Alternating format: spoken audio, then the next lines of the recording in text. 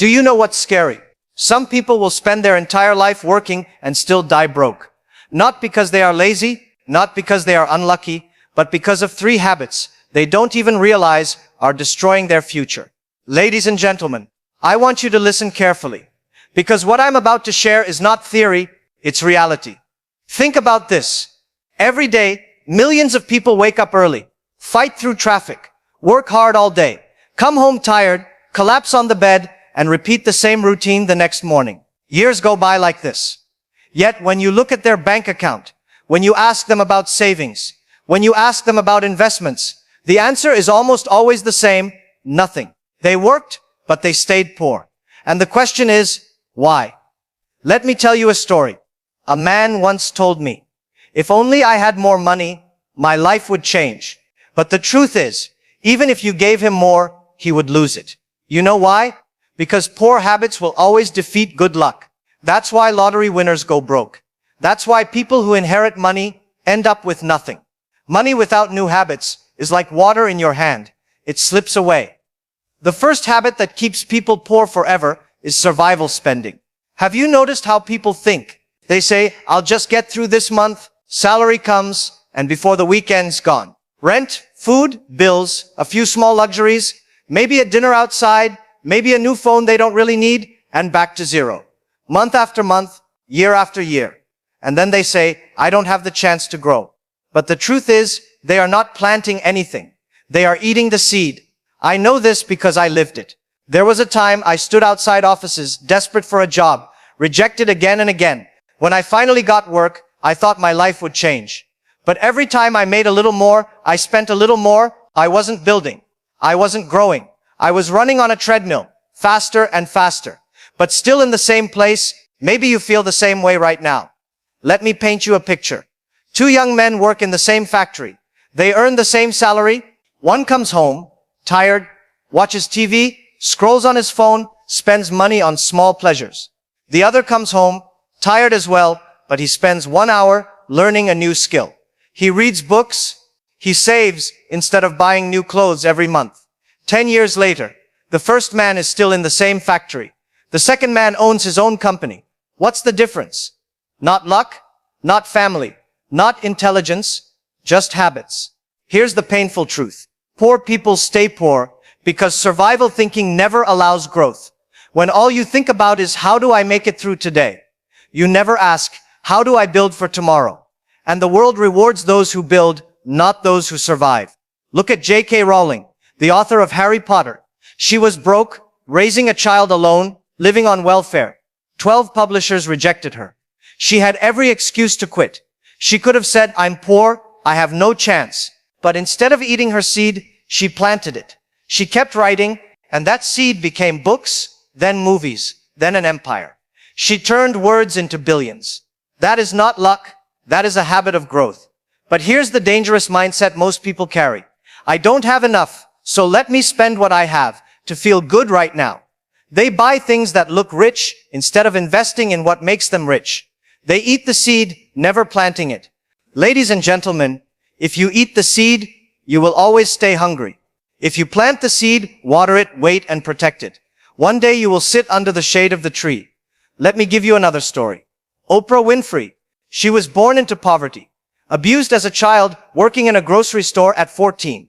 By every measure, she should have stayed poor forever, but she didn't. She didn't waste her life complaining or spending to escape the pain. She invested in her voice. She invested in her ability to connect. She turned her pain into power. Today, she is not only wealthy, but one of the most influential women in the world. Not because of money at the start, but because of habits. And this is what I want you to remember. Poor people do not stay poor because they don't work hard. Some of the hardest working people in the world are broke. They stay poor because all their energy goes into surviving today instead of building tomorrow. Poverty is not only in the wallet. Poverty is in the mind. Change the mind and you change the wallet. Change the habits and you change the future. So I ask you right now, are you surviving or are you growing? Are you chasing comfort or are you building skills? Do you spend to look rich or do you invest to become rich? Because the truth is, money follows habits. And until your habits change, your future cannot. Ladies and gentlemen, let me share with you the second habit that silently keeps people poor forever. It is the habit of falling into traps, money traps. These are not accidents. They are designed. They are in the ads you see, the sales in your malls, the apps on your phone, and if you don't recognize them, you will spend your entire life working hard and still end up with nothing. Think carefully. The moment most people get extra money, what do? Do they invest it? Do they save it? No. They buy something new, a phone, a car, a bigger TV, new clothes, a fancy dinner.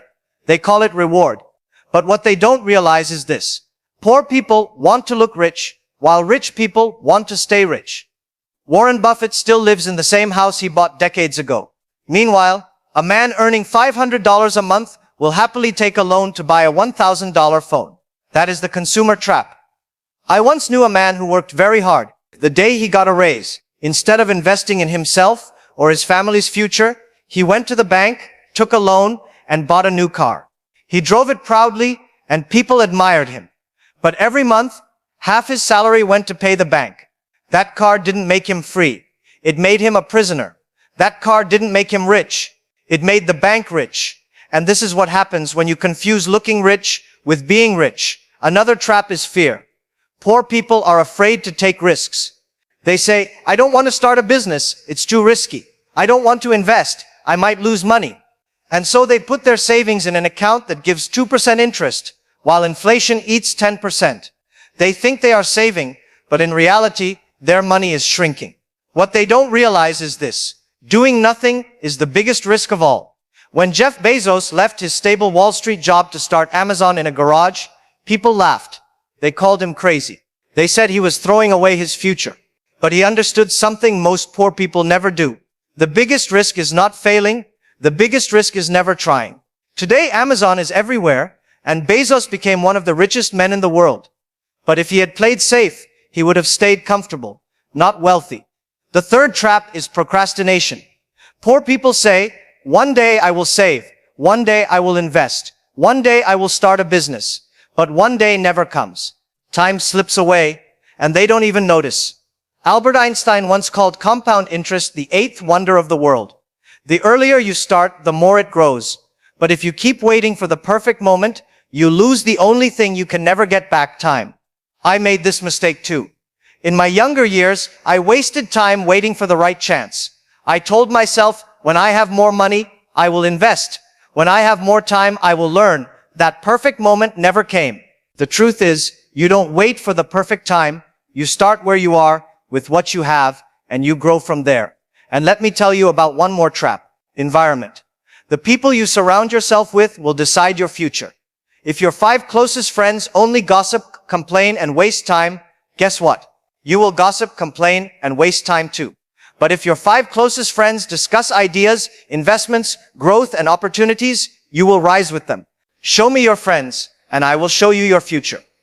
I once saw a group of young men. Some of them spent every night drinking, partying, wasting time. The others spent their nights building small businesses, learning skills, teaching each other. 10 years later, the first group is still in the same place. The second group is running companies. The environment shaped them. The environment pushed them. And this is why, if you want to change your life, you must first change your circle. Ladies and gentlemen, these traps, consumerism, fear, procrastination, and environment are silent thieves. They don't steal your money all at once. They steal your future slowly while you think you are just living life. And unless you recognize and break free from these traps, money will always control you, instead of you controlling money. Ladies and gentlemen, let me now take you to the third habit. And this one is perhaps the most dangerous of all. It is the habit of blaming. Poor people always find someone else to blame for their situation. They blame the government. They blame their boss. They blame the economy. They blame their family. But they never look in the mirror. Do you know what I've noticed? Whenever life is hard, the easiest thing to do is to point a finger. If only my boss paid me more, I would be rich. If only the government gave me support, I would succeed. If only my parents were wealthier, I would have a better start. This way of thinking may give you comfort, but it will never give you progress. Because the moment you blame, you give away your power. I once met a young man who told me, I can't succeed because my father didn't leave me any money. I told him, that's why you have to succeed, so that your children never say the same about you. Every generation has two choices, to pass down excuses or to pass down opportunities. Poor people pass down excuses. Rich people pass down opportunities. Another side of blaming is complaining. Poor people complain all the time. They complain about their job, but they never learn a new skill. They complain about their pay, but they never try a side hustle. They complain about the government, but they never even try to improve themselves. Complaining is addictive. It makes you feel like you are doing something, but in reality, you are doing nothing. Think about it. Have you ever seen someone complain their way into success? Never. The more time you spend complaining, the less time you have for action. Action creates results. Complaining creates nothing. Let me tell you a story. There were two shopkeepers. Both had the same problem. Their street had very little traffic. One of them complained every day. The government doesn't care. The city doesn't support us. Customers never come. He sat in his shop, waiting for change. The other one said, if people don't come to me, I will go to them. He started delivering goods to nearby homes. He told his friends, if you buy from me, I will bring it to your door. Slowly, people began to trust him. His business grew. The first shopkeeper is still there, sitting, waiting, complaining. The second shopkeeper is now the owner of a supermarket. Same street, same problem, different mindset. Ladies and gentlemen, the habit of blaming and complaining is like putting chains on your own legs. You think the world tied you down, but in truth, you tied yourself.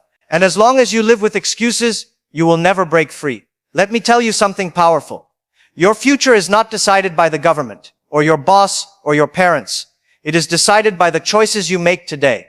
When you blame, you delay. When you take responsibility, you take control. And the day you stop saying, it's not my fault, and start saying, it's my responsibility, that is the day you begin the journey to wealth, freedom, and success. Ladies and gentlemen, let me end with something you must never forget. Poverty is not only about money, it is a mindset.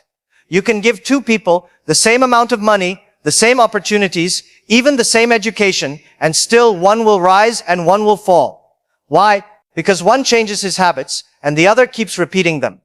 The truth is, nobody is born poor forever.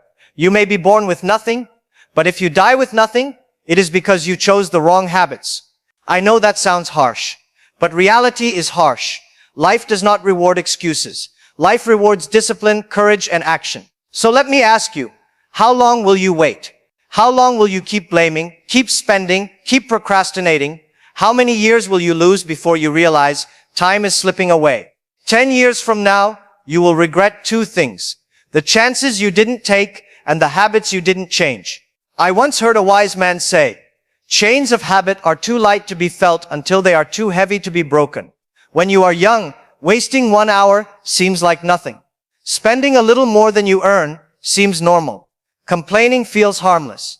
But year after year, these small habits pile up, until one day you wake up at 40, 50, 60, and you realize it's too late. But here's the good news. Today, right now, you have a choice. You can break the chain. You can stop following the crowd. You can decide, I will not live poor forever. Poverty is not your destiny. It is a temporary situation if you choose to fight it. Think about this. Every rich man you admire today was once unknown, struggling, doubted. Every success story you hear started with a decision, the decision to change habits. So if they could do it, why not you? Ladies and gentlemen, you must remember, success is not built in one day, but it is built daily. Your habits are your future. Change your habits, and you will change your life. Stay trapped in them, and no amount of luck or hard work will save you. So the question I leave you with is this: which habits will you take with you tomorrow? The habits that keep you poor forever, or the habits that make you free? The answer, my friends, is in your hands. Thank you for listening, and don't forget to like and subscribe, my friends.